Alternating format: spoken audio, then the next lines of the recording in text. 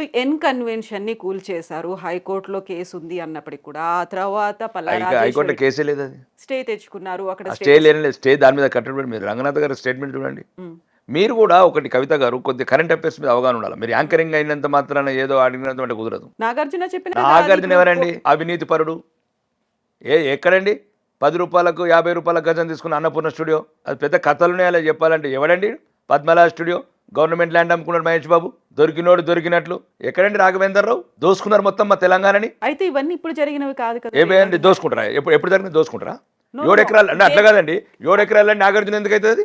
లీజ్కి ఇచ్చినాం మేము. పద్మలా స్టూడియోకి లీజ్కి ఇచ్చినాం. ఫోకస్ అనేది ఎవరు పెట్టాల్సి ఉండే అంటారా? అప్పుడు ఇక ఎందుకు ఫోకస్ కోర్టుకు పెట్టినోడల్లా గిట్టనే. ఆ! చీకట్లో మళ్ళీ కలవటము, చీకట్లో సెటిల్మెంట్లు చేసుకోవడం, మళ్ళీ ఉదయం అయితే అందరూ బాయ్ బాయ్. హ్మ్. ఇదే నడుస్తున్న చరిత్ర. అవసరమైతే సినిమా తీసుకోకటి.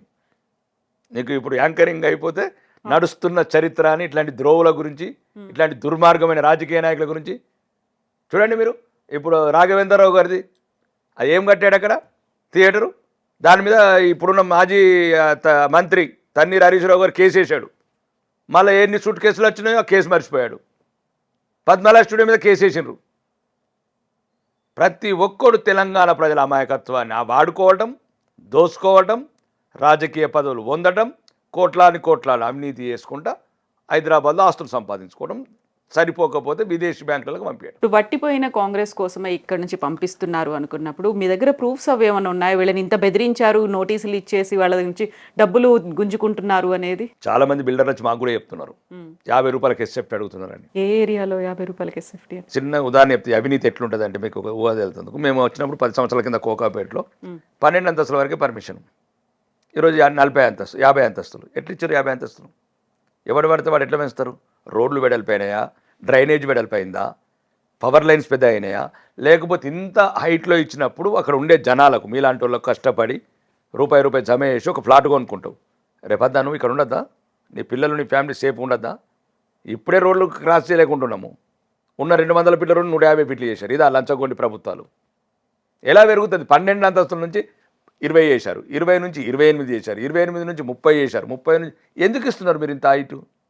చుట్టుపక్కల సముద్రం ఉంది, ఎట్లా ఇది ఐలాండా? బట్ ఇదే కోకాపేట ఎకరానికి 100 కోట్లు అమ్ముడుపోయింది, రికార్డు సృష్టించింది అని మనం గతంలో గొప్పగా చెప్పుకున్నాం. నేనేమంటే ఒక్కటేనండి, డబ్బుతోనే కొలుస్తున్నారు మీరు. మళ్ళీ మర్చిపోతున్నారు ప్రజలకు ఏం కావాలా. ఇప్పుడు ఇంత జనాలు పెరిగిన తర్వాత వాళ్ళకి కావాల్సిన రోడ్ సౌకర్యం ఎక్కడుంది? వాళ్ళకి కావాల్సిన డ్రైనేజ్ సౌకర్యం ఎక్కడుంది? వాళ్ళకి కావాల్సిన ఎలక్ట్రిసిటీ సౌకర్యం ఎక్కడుంది? వాళ్ళకి కావాల్సిన ఎంటర్టైన్మెంట్ అంటే open places, parks, fresh air ఎక్కడున్నదండి? ఎక్కడున్నా చెప్పండి. అంతా పిచ్చోళ్ళు అయిపోయినరు. చెప్పండి, మీరు చెప్పండి.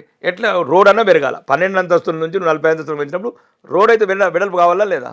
అవునా, క్రౌడ్ అనేది పెరుగుతుంది కదా. చూడండి, బయటికి వెళ్ళంగానే శ్రీనివాస టవర్స్ అని ఒక్కడు, రాత్రి అయితే మేము ఇంతకుముందు యువరాజును కలిసేవాళ్ళు, ఇప్పుడేమో సీఎం గారు ప్రదర్శన కలుతారు. ప్రతి ఒక్కడికి అది ఏందో ఏమో, ఇది రాజ్యం ఏందో, ఉన్నవాడి రాజ్యము. ఇక నేను అందు గురించి అంటే మీరు ఉన్నోడు ఎట్లా దోసుకొని రాబోయే, ఇది మారేది కాదు, పోయేది కాదు.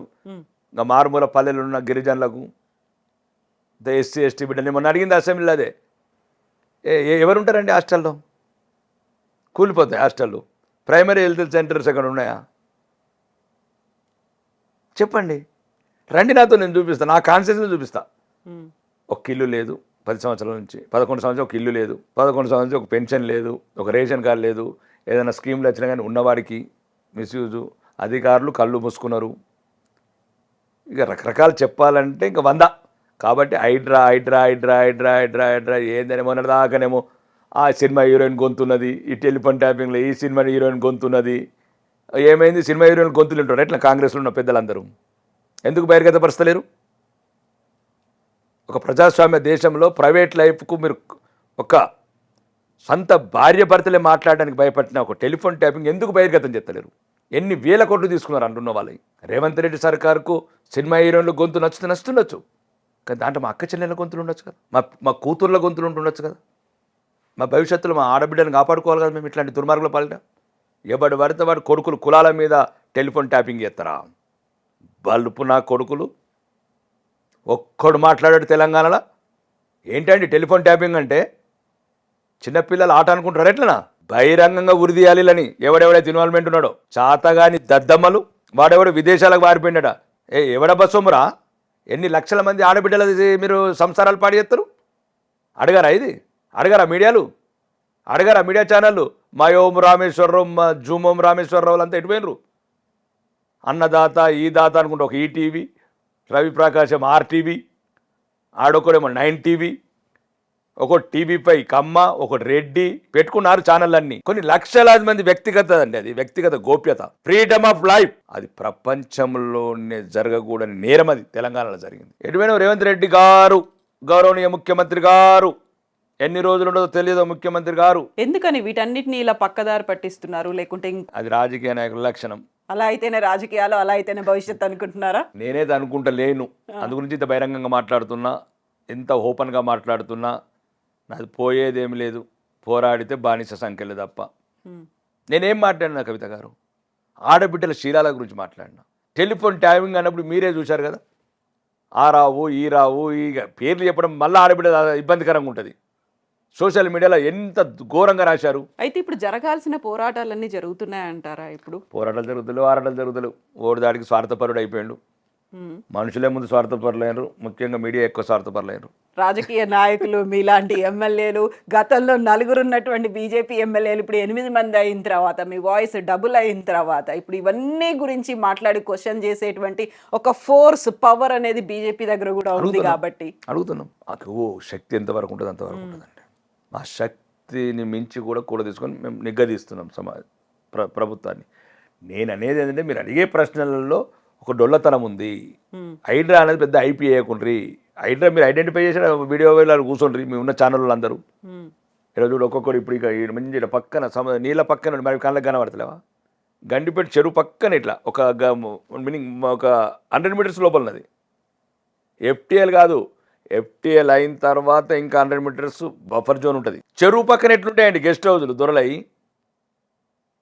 కూల్చేయండి, ఒక్క గంట లోపల కూల్చేయండి. నాకు ఈ పవర్స్, నాకు స్పెషల్ ఆఫీసర్ పెట్టమని రంగనాథ్ గారితో ఉంటాను. నాకు ఫోన్ రావద్దు ప్రభుత్వం. కథ వారం రోజుల మొత్తం క్లీన్ చేస్తే ఈ నుంచి ఆడదాకా మొత్తం హిమాయత్ సాగర్, ఉస్మాన్ సాగర్. మళ్ళీ అవన్నీ కూడా జీవో 111 కింద వస్తున్నాయి అంటున్నారు కదా. హైడ్రా కింద రావవి జీవో 111 అనే మాట ఉంది. జీవో 111 చట్టం క్లియర్గా ఉందండి. జీవో 111లో ఎటువంటి కట్టడాలు ఉండకూడదు. అయితే ఇప్పుడు కులాలు లేకపోతే మతాల గురించి మాట్లాడుకుంటున్నాను తప్ప అసలు ఇష్యూస్ అన్ని ఎందుకని ఎవరు కావాలని పక్కదారి పట్టిస్తున్నారు? డైవర్షన్స్ ఇంకోటి ఎందుకో తీసుకొస్తున్నారు తెర మీదకి. వాటిని గురించే తీసుకొచ్చాము. ఏం తీసుకొచ్చాము? ఇప్పుడు మీరు అన్నారు చూడండి, ఇన్ని సమస్యలు ఉన్నాయి, వాటన్నిటి గురించి మాట్లాడుకోకుండా హైడ్రా గురించి హైడ్రా గురించి అంటే, హైడ్రా అనేది ఏంటంటే అది ఒక ప్రచారం ఎక్కువ అవుతున్నది, పని తక్కువ అవుతున్నది. దీనివల్ల మీరు దానికి హాని చేసిన వాళ్ళు అవుతారని నేను అంటున్నా. ఇప్పుడు హైడ్రా అంటే ఇప్పుడు మనం ఎందుకు దాని గురించి మాట్లాడుకోవాల్సిన అవసరం వస్తుంది? అది అంత వేడి తగ్గింది కవిత గారు. వేడి ఎందుకు తగ్గింది అనుకో? రాత్రి ఏమైనా మొత్తం 20 సంచులు బేగంపేట ఎయిర్పోర్ట్ ఇచ్చేసినచ్చు. నీకెట్లా తెలుసు? నో ఇప్పుడు ఒకవేళ వాళ్ళు తగ్గింది అనుకోవచ్చు, లేకుంటే డబ్బు సంచులు ఎవరికైనా వెళ్ళుండొచ్చు కావచ్చు. ఇప్పుడు వరంగల్ చూసాము, ఖమ్మం చూసాము. గతంలో ఎప్పుడు లేనంత వరదలు వచ్చి మునిగిపోయిన తర్వాత ప్రతిసారి వచ్చేటువంటి మాట చెరువులను ఎవరో మాయం చేసిండ్రు, లేకుంటే వాటిని కబ్జా చేసిండ్రు అనేది. ఇప్పుడు వాటి మీద ఫోకస్ పెట్టి ప్రెషర్ పెట్టాల్సిన అవసరం అయితే వచ్చింది కదా. కేవలం హైడ్రాని హైదరాబాద్కి ఎందుకు పర్మిషన్? ఇది 100% ఇదేదో పెద్ద. నేను 8 ఏళ్ల కింద చెప్పిన నిజామాబాద్ నా కాన్స్టిట్యున్సీలా కావాలంటే మా అధికారులను అడగండి, వాళ్ళు సహకరిస్తలేరు. ఇప్పుడంటే ఈయనకు మొన్న వచ్చినట్టు ఆలోచన. నేను ఎమ్మెల్యే కాగానే ఫస్ట్ చెప్పింది నా కాన్స్టిట్యున్సీలా చెరువులన్నీ రిమూవ్ చేయమన్నా.